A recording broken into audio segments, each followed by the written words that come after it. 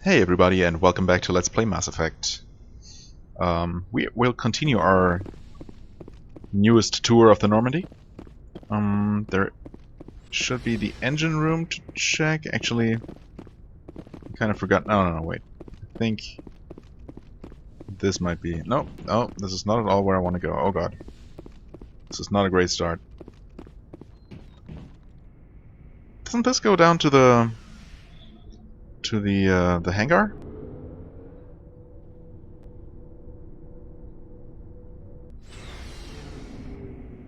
It does. Where was the engine room? I will remember. Oh, never mind, it's right here. For some reason I thought it was in a separate place. Okay, let's see here. Tali. Right. Core charge status. More codex to read. Codex. We do have a ton of stuff to read. Something I can do for you, But I am going to finish talking to people first. Stealth system? Personal? Fill me in on the IES stealth systems. How does it Can't work? hide a ship out in space. So our stealth, Okay, I think eventually the sinks have to be the normal crewmen or the other crewmen that are not Carry on. party members probably won't have anything new to say for the time being. Hello, Shepard. Hello. Oh, I didn't actually hear her, but... Are you okay? I don't know. Your ship is amazing, and your crew's been really great to me. Especially your chief engineer. But I just sort of feel out of place. The Normandy runs so smooth it feels like we're not even moving. And the engines are so quiet. How do you sleep at night? I mean, I do get her point. If she's not used to that. It's like, I don't know, people living next to a waterfall, being used to that constant sound, so to the point where they don't even notice it anymore.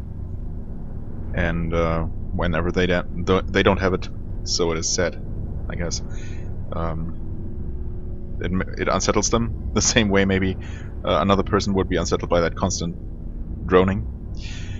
So The silence wakes you up? Back on the flotilla, the last thing you want to hear is silence. It means an engine's died or an air filter shut down. Makes sense. I guess you don't have to worry about that here. But old habits die hard. Yep. But it's more than just the silence. This ship feels so empty. It's like half the crew is missing. Back home, I couldn't wait to go on my pilgrimage. I couldn't wait to get away from the crowds. Now that I'm out here, I kind of miss them. Maybe that's the point. I mean, yeah, she is homesick, I guess. Sometimes we don't appreciate what we have until it's gone. That's true. I'm starting to wonder if that's what the pilgrimage is really about. It's given me a whole new perspective on my people and our culture. You know, there's always a few who go on their pilgrimages and never return. I always assumed something bad happened to them. But maybe they just wanted a different life. Yeah, I mean, sure. You do plan to return to the migrant fleet, right? I could never abandon my people, Shepard. I will go back eventually. But we have to stop Saren first. Otherwise, I might not have a home to go back to. Yep. I'm assuming these are all the same things we talked to her about before. Tell me about your people. Our lives aren't easy. Resources are scarce, and we are constantly on the move. There are 17 million Quarians in the flotilla. Unfortunately, we have had to surrender many of the freedoms and civil liberties other species take for granted. What kind of freedoms? Well, it's illegal for of course. Yeah, I'm pretty we sure also, I've heard all in this extreme before. I'm cases sorry of if that's population not actually the decline, case. Incentives are like what? As See I you mentioned last episode, I think there has been quite a long gap between me recording all those previous episodes, like basically the first 10 episodes, and playing now. So I don't perfectly remember every single thing I've talked to people about, perhaps. But I know that we have talked to her about, well, her culture and all those things that she mentioned. So I'm assuming those are the exact same informations. Right, one thing I feel the need to mention. It is really hot here as I'm recording. So I'm kind of forced to have my window open, which means that there's a lot of traffic noise going on outside. I hope the mic doesn't actually pick that up, but it is possible that there's going to be some noise, some extra noise, and I apologize for that. I really hope no ambulances come along, because those tend to be really loud. Commander, Anyway, we have enough a minute to talk. out-of-game stuff. Sure, we can talk. I keep an open door policy. If you have any concerns, lay them on me. All right. I know things are different aboard the Normandy, but I'm concerned about the aliens, Vicarian and Rex. With all due respect, Commander, should they have full access to the ship? What do you mean? Don't mince words, Chief. What's your concern? This is the most advanced ship in the Alliance Navy. I don't think we should give them free rein to poke around the vital systems. Engines, sensors, weapons. Yeah, do you have anything against aliens? You don't trust the Alliance's allies? I'm not sure I'd call the Council races allies. We, humanity, have to learn to rely on ourselves. I mean, it's never wrong to be self-dependent, but Standing up for ourselves doesn't mean standing alone. exactly. I don't think we should turn down allies. I just think we shouldn't bet everything on them staying allies. As noble as the council members seem now, if their backs are against the wall, they'll abandon us. I mean, for all I know, they might, sure. But that doesn't mean that we can't trust individual members of their species, if they have earned that trust, as have pretty much all the people we have on board right now. Maybe except for T'Soni, we really haven't been with her, or she hasn't been with us for long enough to actually, determine that. I guess the same could be said about the others, although we have technically been traveling for, I don't know, at least several days, if not weeks. I don't know how long these travel passages actually took to get us to the system. Anyway, I'm generally, in favor of the suspect, so to speak. I don't see that as inevitable. Look, if you're fighting a bear and the only way for you to survive is to sick your dog on it and run, you'll do it. As much as you love your dog, it isn't human. It's not racism, not really. Members of their species will always be more important to them than humans are. I don't really think so.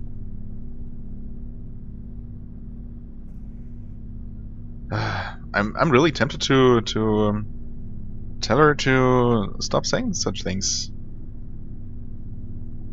Or maybe we should investigate and try to find out what her problem really is. They seem like deeply held beliefs, Williams. What made you think this way? My family's defended the Alliance since it was founded. My father, grandfather, great-grandmother, they all picked up a rifle and swore the oath of service. I guess we just tend to think of Earth's interests as our own. I never knew my family. Grew up an orphan on Earth. Anybody in your family I'd have heard of? Couldn't say, Commander. So why are you out here? Just trying to get away from Earth? Yeah, to see space, No. actually. The future of humanity is out here. There's so much we haven't seen yet. Yeah. I still remember my first field exercise on Titan. When we hit mud, the reality hit me. I'm the first person who ever stood here. Then my drill instructor kicked me in the ass. I went face first into the muck. He spent the next 5 minutes chewing me out for gold breaking. Gold breaking? Don't tell me you had Gunny Ellison. He's the only one I know who uses that word to describe shirking duty. Oh, Lord. You went to the Makapog boot camp, too? Yeah. Gunny Ellison's still reaming out recruits down there. Kicking ass and using words like inveigle and pusillanimous. Okay. I mean... yeah, okay, let's It doesn't investigate sound like a you've bit worked with further. aliens before. No, sir. Mainly I've been groundside, part of the surface garrison forces. I did get a rotation on a space station for training. Every Marine a rifleman, every rifleman ZG certified.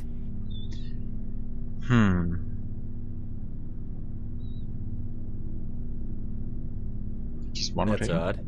Your record is spotless and your technical scores are exemplary. You should be serving with the fleet.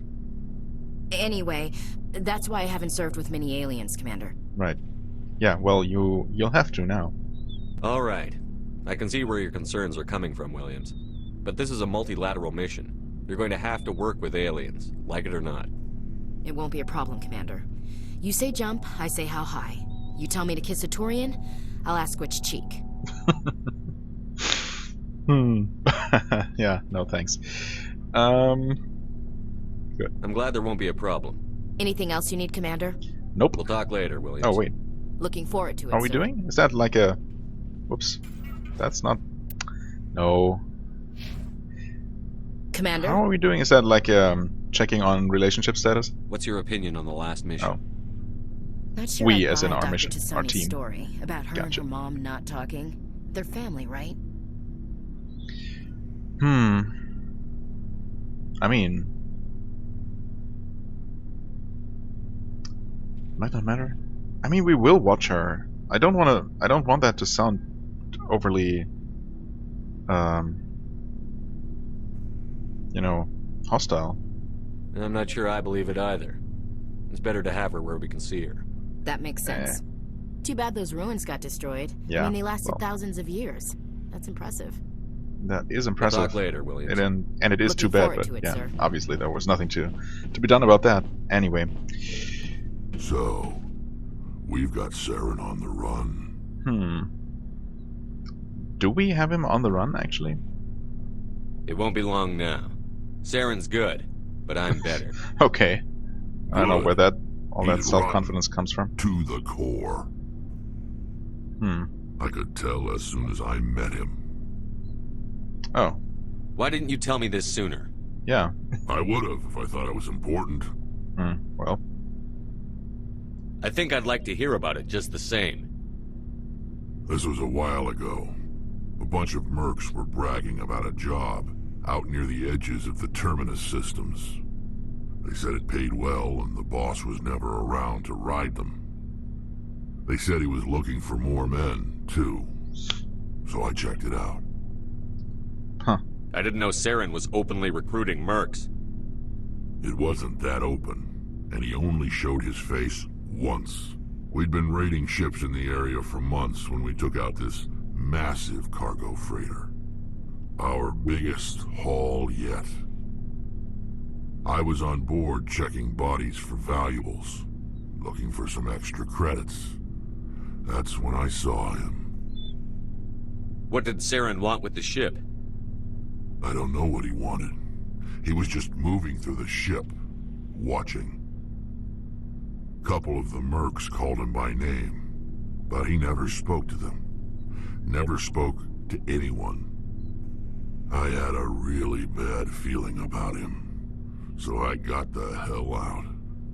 Didn't even wait to get paid. okay.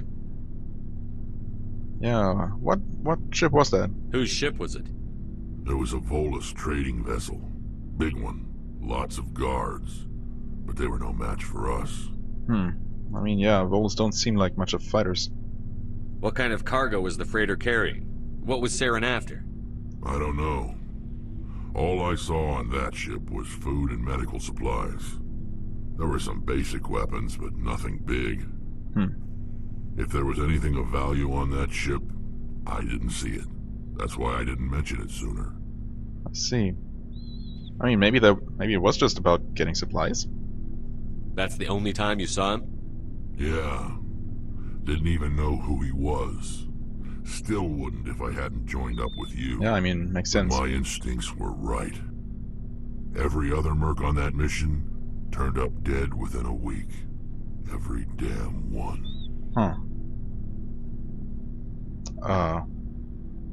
Okay, I thought we were still investigating about that mission, but guess these aren't just the same old topics that we had before. So long, Rex. Oh, and I see means exit conversation, apparently. Oh well. Garrus, yeah, of course. Commander, how are you? You and CSEC? Why would we bring that up? Why did you want to be a CSEC officer in the first place? That's a good question. There were several reasons, I guess. Like what? Probably the same as most officers. I wanted to fight injustice, wanted to help people. I guess my father had something to do with it too. He was CSEC, one of the best. I grew up hearing about his accomplishments or seeing his picture on the vids after a big arrest. He's taking my resignation pretty hard.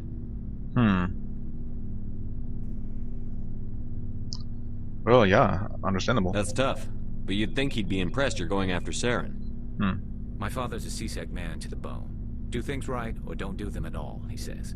He thinks I'm being too rash, too impatient. He's worried I'll become just like Saren.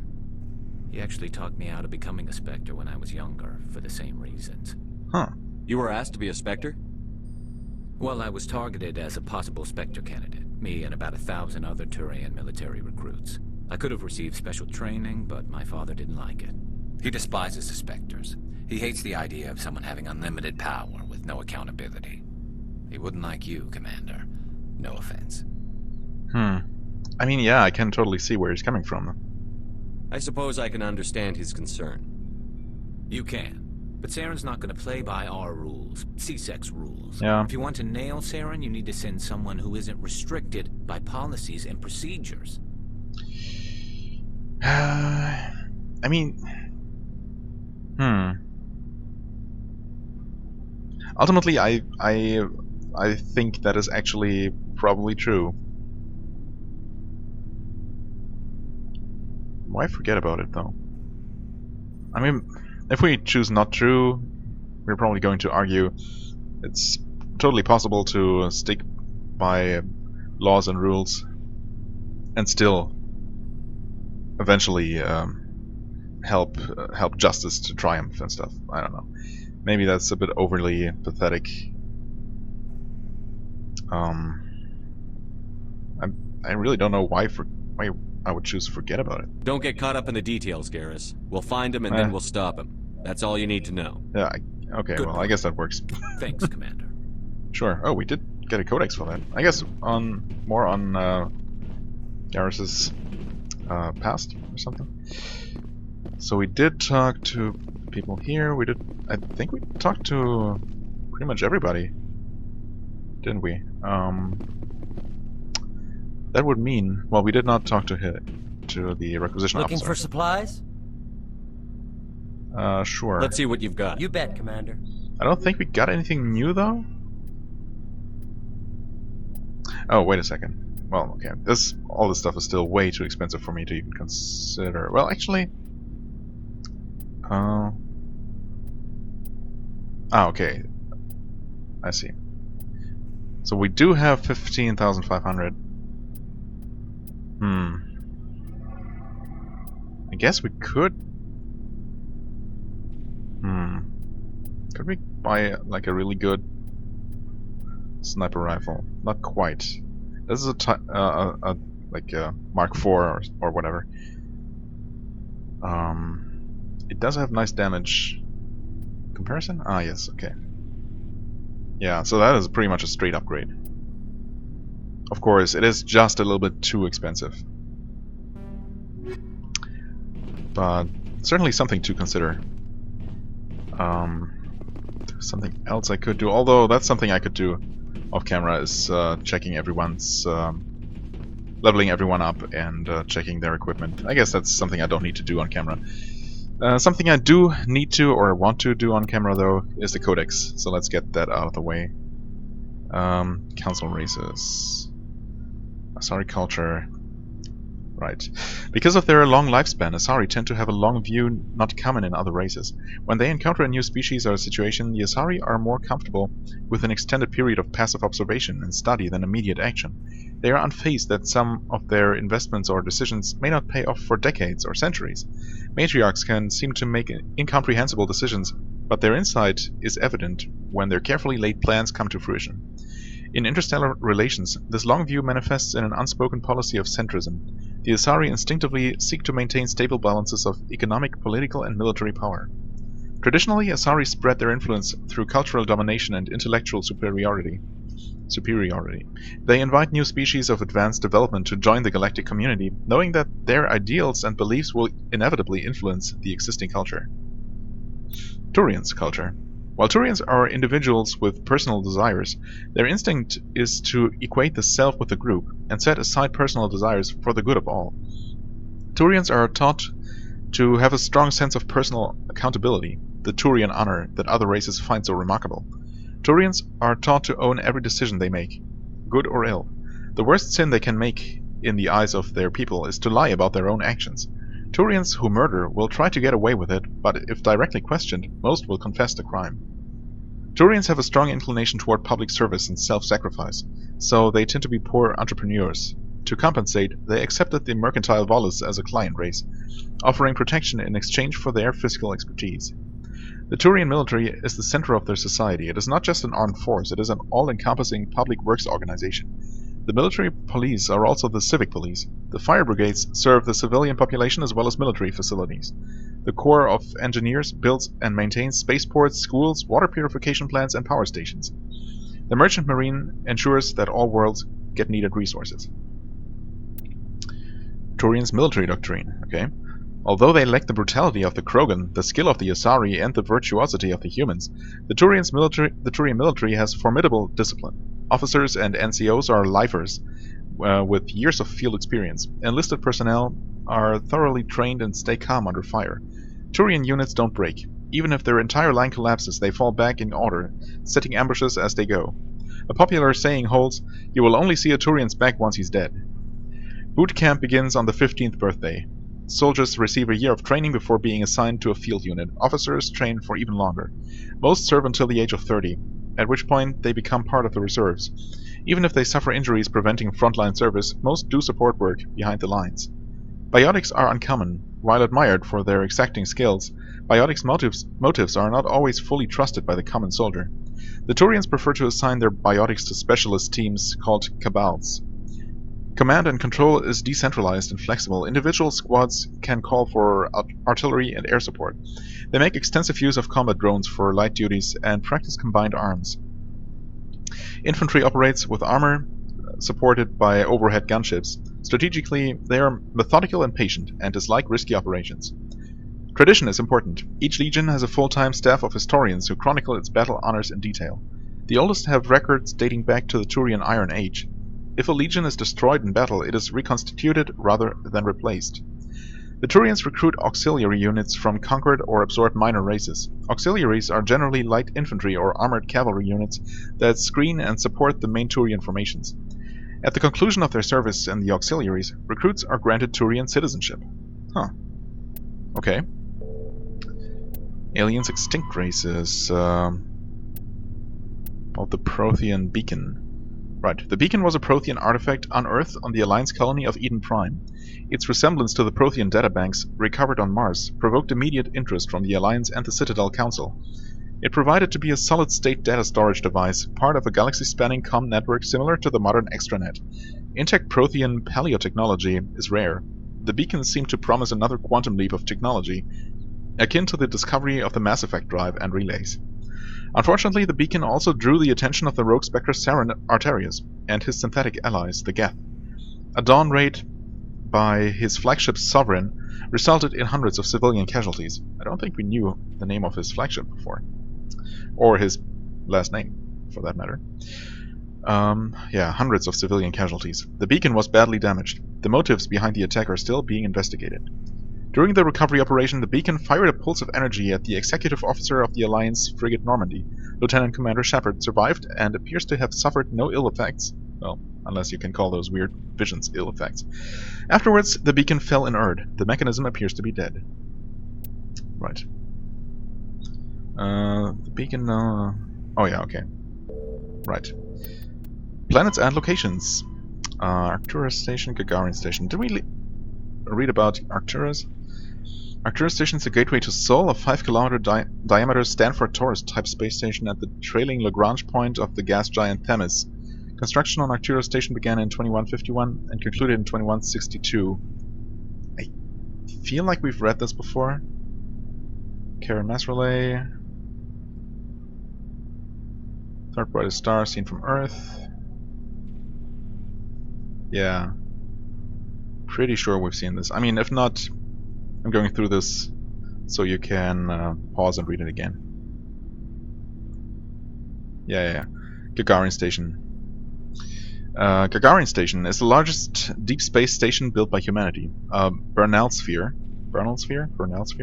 design with a 500-meter diameter habitable area. It was constructed beyond Pluto, nearly 80 astronomical units, 12 billion kilometers from Sol. Moving crew and material to this location bankrupted most of the backers. Gagarin was placed at the inner edge of the heliopause, the point at which the solar wind can no longer push back the interstellar medium. It was built to test a number of faster-than-light drive principles that theoretically could only occur in interstellar space. The station was nicknamed Jump Zero as it was intended to be the jumping-off point for humanity's expansion into the galaxy. Shortly after the station was completed, the Prothean ruins were discovered on Mars, rendering the entire effort moot. After struggling to make a profit for a decade, Gagarin was sold to the Systems Alliance in 2159 for a fraction of its construction costs. The Alliance refurbished it as a research and training center for the recently discovered bionic phenomenon. In 2169, the Biotic Acclimation and Training Program was shut down and Gagarin became a general research facility.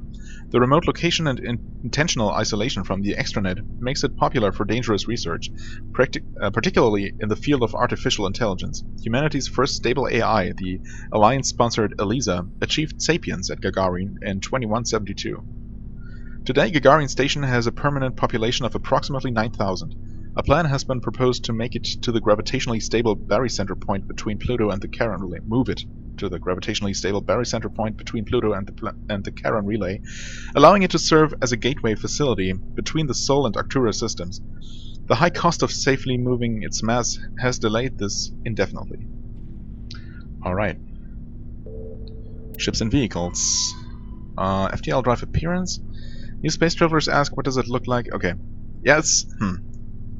I think when you completely close the codex menu and reopen it, it will jump you to the next unread entry, but obviously when just selecting a category that has unread entries, it's not going to jump you to the newest one, but just to the first on the list, so it's not always easy to tell which one I've read before, but I'm pretty sure I've read this. This is was a pretty intriguing description.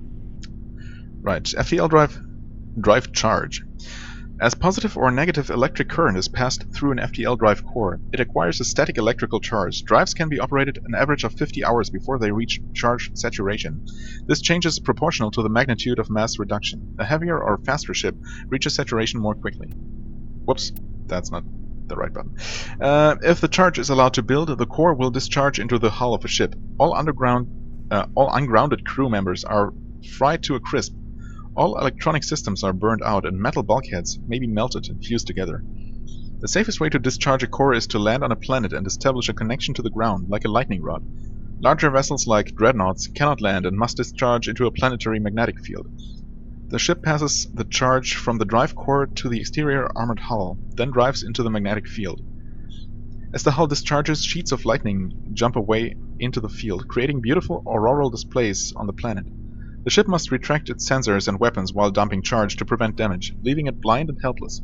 Discharging at a moon with a weak magnetic field can take days. Discharging into the powerful field of a gas giant may require less than an hour. Deep space facilities such as the Citadel often have special discharge facilities for visiting ships. That's an interesting aspect of this entire technology. And again, I keep repeating myself, I know, but another example for the very, very well-constructed and thought-out technological background of this universe. I keep being impressed. Space combat endurance. Heat limits the length and intensity of ship-to-ship combat. Starships generate enormous heat when they fire high-energy weapons, perform maneuvering burns, and run onboard combat electronics. In combat, warships produce heat more quickly than they can disperse it. As heat builds within a vessel, the crewed spaces become increasingly uncomfortable. Before the heat reaches lethal levels, a ship must win or retreat by entering FTL. After an FTL run, the ship halts, shuts down non-essential systems, and activates the heat radiation gear. Combat endurance varies by ship design and by the battle's location. Battles in the deep in the deep cold of interstellar space can go on for some time. Engagements close to a star are brief. Since habitable worlds are usually close to a star, battles over them are frantic. Okay. And more on starship heat management. Dispersal of heat generated by onboard systems is a critical issue for a ship. If it cannot deal with heat, the crew may be cooked within the hull. Radiation is the only way to shed heat in a vacuum. Civilian vessels utilize large, fragile radiator panels that are impossible to armor. Warships use diffuse radiator arrays, DRA, ceramic strips along the exterior of the armored hull. These make the ship appear striped to thermographic sensors. Since the arrangement of the ships depends on the internal configuration of the ship, the patterns for each vessel are unique and striking. On older ships, the DRA strips could become red or white hot. Dubbed tiger stripes or war paint by humans, the glowing DRA had a psychological impact on pirates and irregular forces. Strip radiators are not as efficient as panels, but if damaged by enemy fire, the ship only loses a small portion of its total radiation capacity.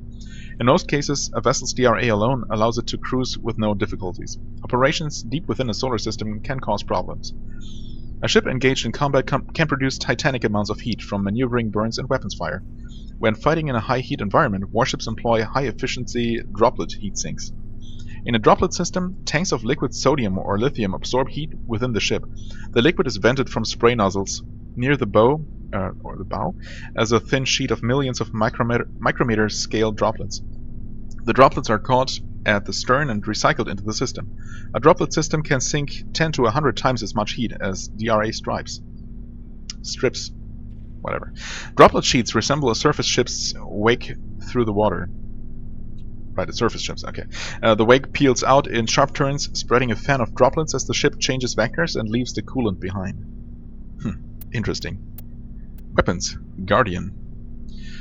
A ship's General Area Defense Integration Anti-Spacecraft Network, Guardian, consists of anti-missile, anti-fighter laser turrets on the exterior hull. Because these are under computer control, the gunnery control officer needs to do little beyond turn the system on and designate targets as hostile. Which is kind of important, I suppose.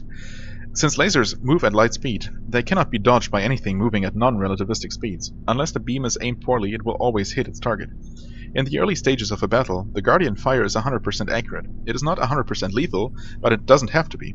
Damaged fighters must break off for repairs.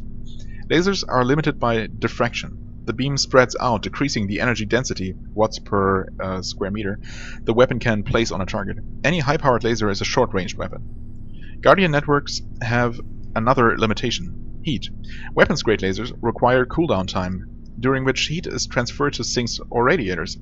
As lasers fire, heat builds within them, reducing damage, range, and accuracy.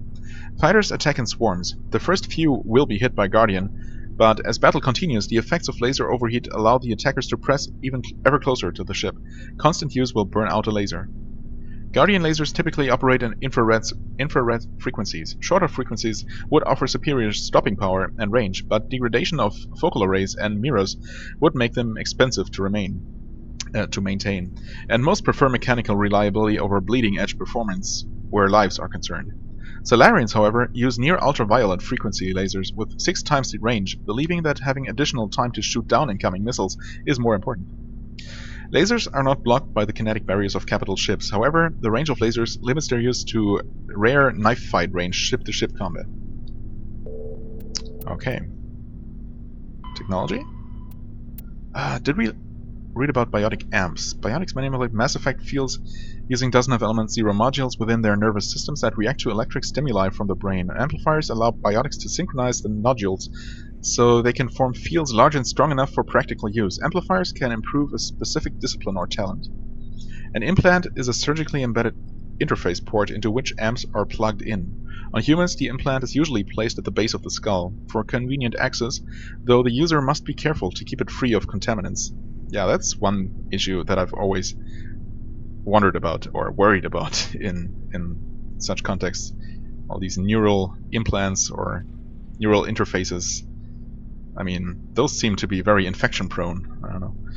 Implant ports can fit a variety of amps, and there is a growing market for modifications and add-ons. The finest quality implants and amps are manufactured by Asari artisans, but the Alliance's L3 implants, first developed in 2170, are a significant step forward. Yeah, I don't think we had read that before. Biotics training. Biotic implants and amplifiers only provide the potential to create coherent mass effect fields. Whether biotics can actually do so is largely determined by their training. Biotics must develop conscious control over their nervous systems, sending specific electrical impulses to the element 0 nodules embedded in their nerves. They are taught to use their implants and amps with biofeedback devices and physical mnemonics. Specific gestures or muscle movements fire the proper sequence of nerves to activate a certain skill. Konetics Industries pioneered biotic training with the Biotic Acclimation and Temperance Training Program. Although BAAT, or I guess you call it BAT, did not achieve the desired results, many techniques taught are still used today. Many human think tanks are trying to develop some form of biotic super soldier. Most are benign efforts to create more flexible troops. Others, less publicly known, are unapologetic attempts to create Nietzschean Superman. Oops, technology. I guess that's all, except for the primary stuff, where I don't actually have to read. Council races? The Asari were the second species. I guess we've heard all these before.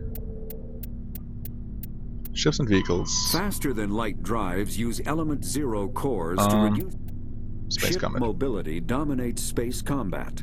The primary objective is to align the mass accelerator along the bow with the opposing vessel's broadside. Battles typically play out as artillery duels, fought at ranges measured in thousands of kilometers, though assaults through defended mass relays often occur at knife fight ranges, as close as a few dozen kilometers. Most ship-to-ship engagements are skirmishes between patrol vessels of cruiser weight and below, with dreadnoughts and carriers only deployed in full-scale fleet actions. Battles in open space are short and often inconclusive, as the weaker opponent typically disengages. Once a ship enters FTL flight, the combat is effectively over. There are no sensors capable of tracking them, or weapons capable of damaging them. The only way to guarantee an enemy will stand and fight is to attack a location they have a vested interest in, such as a settled world or a strategically important mass relay. Was that really all? Okay. I guess that didn't take as long as I expected. Although still kind of long. Well, I guess I'm going to pause recording real quick, take care of inventory and things like that, and then we're going to see to go and look for a new location to travel to. So I'll see you at the space galaxy map, in just a moment.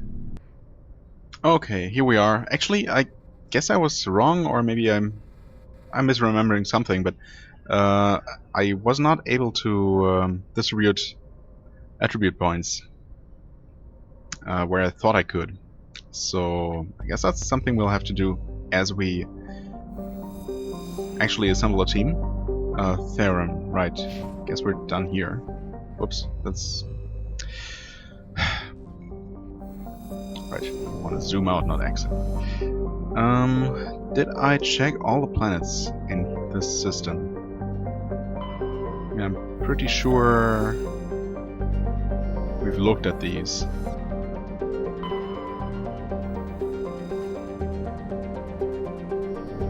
And scanned where possible. Whoops. Message coming in. Patching it through. Okay. Commander Shepard, my name is Nasana Dantius. I have a job for you. A job? I can't say anymore in an unsecured communication. If you're interested in hearing my offer, meet me on the Citadel so we can talk in person. I'll be waiting in the Diplomat's Lounge on the Presidium. Interesting. Okay, so that kind of thing can also happen. Good to know. I'm just going to check these plans real quick again, just to make sure. But knowing myself, I probably just went through all the planets anyway. Fly stars. Second is where we are. Check that. Okay. We have checked the Athens system first, then the Knossos. So I guess let's go through these 2 remaining systems real quick. Yeah.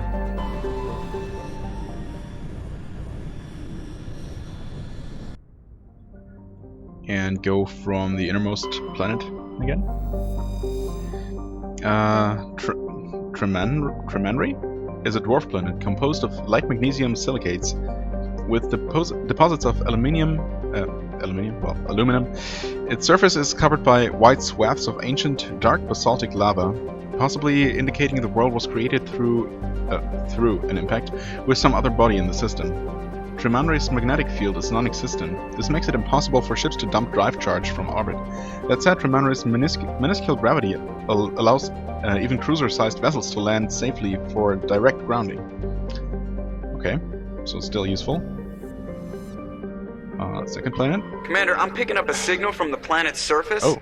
It looks like an automated distress beacon. Interesting. So we can actually land on this one.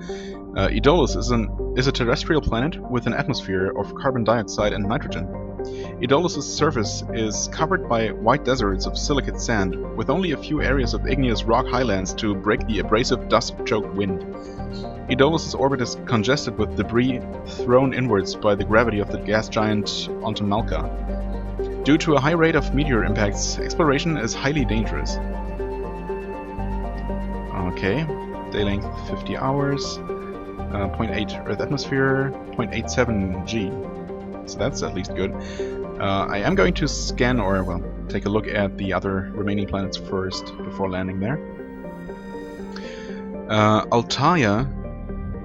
Well, all these planets, the planets in the system have interesting names.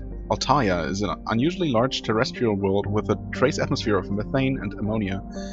The surface is frozen and mainly composed of sandstone and other sedimentary rocks with deposits of iron and chlorides. Judging by the sedimentary composition of the dust of the crust, it appears that Altaia once possessed an atmosphere thick enough to support some form of liquid.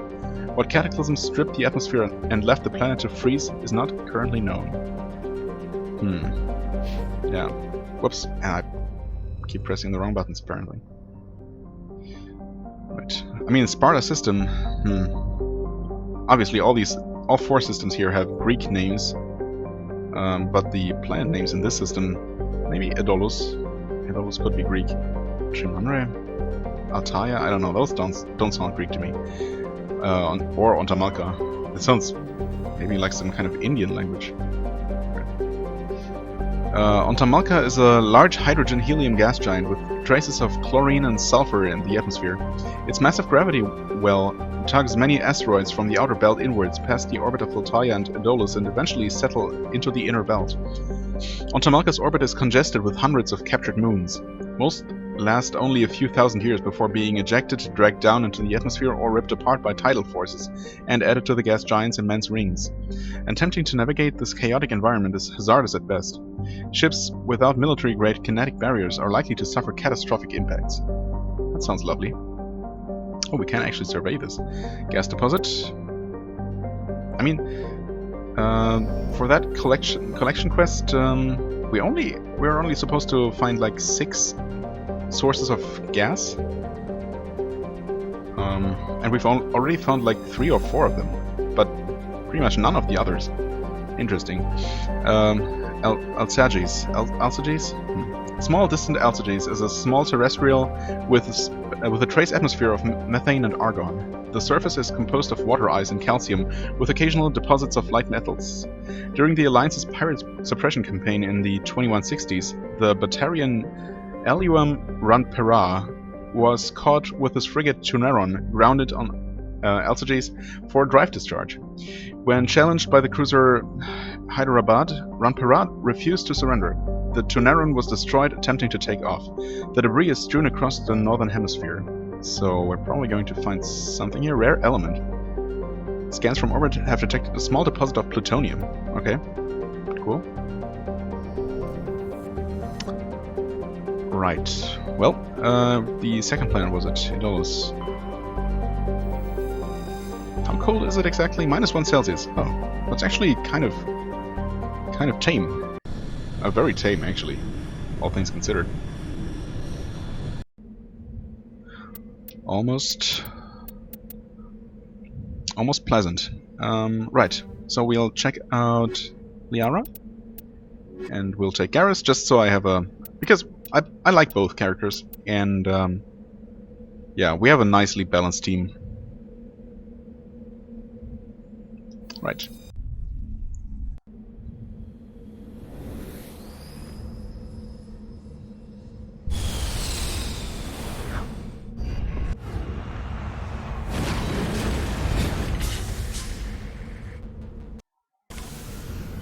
Alright, an achievement apparently.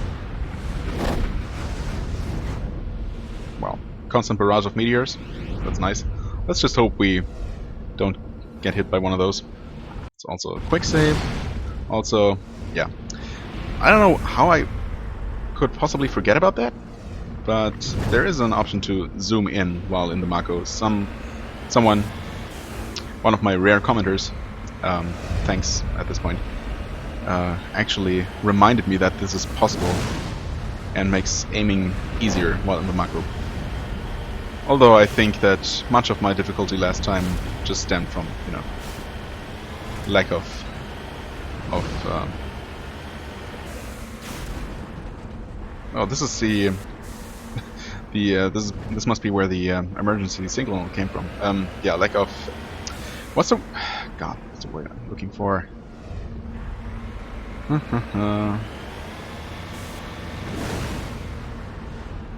You know what I mean, right? Lack of having done the same thing in the recent past. Oh god, whatever. Oh yeah, I guess it's better we wear a helmet in this environment. So can we just interact with this thing? Do we shoot down? I guess not.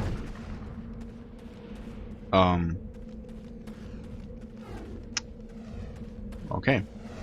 Well, one thing I wanted to do is actually level up. Okay, well, obviously she has nothing at all unlocked. Huh, interestingly, she doesn't have any weapon skills. Huh. Singularity. Projects a sphere of dark energy that creates an intense Mass Effect field. Nearby enemies and objects will be drawn into the singularity, unable to escape. Interesting. Doesn't seem to deal any damage though, but she has this. Normalized until they fall back. Or maybe all these things do deal damage. Oh wait, it says...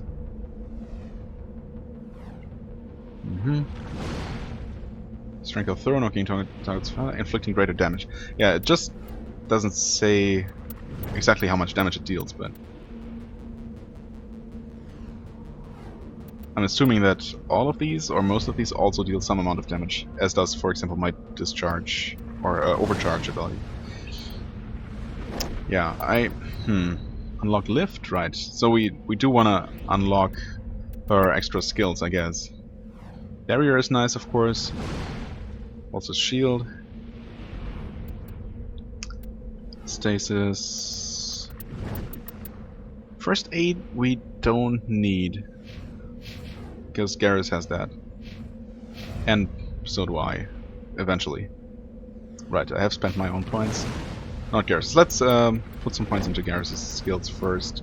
We could give him overkill, but I think there was something else I wanted to...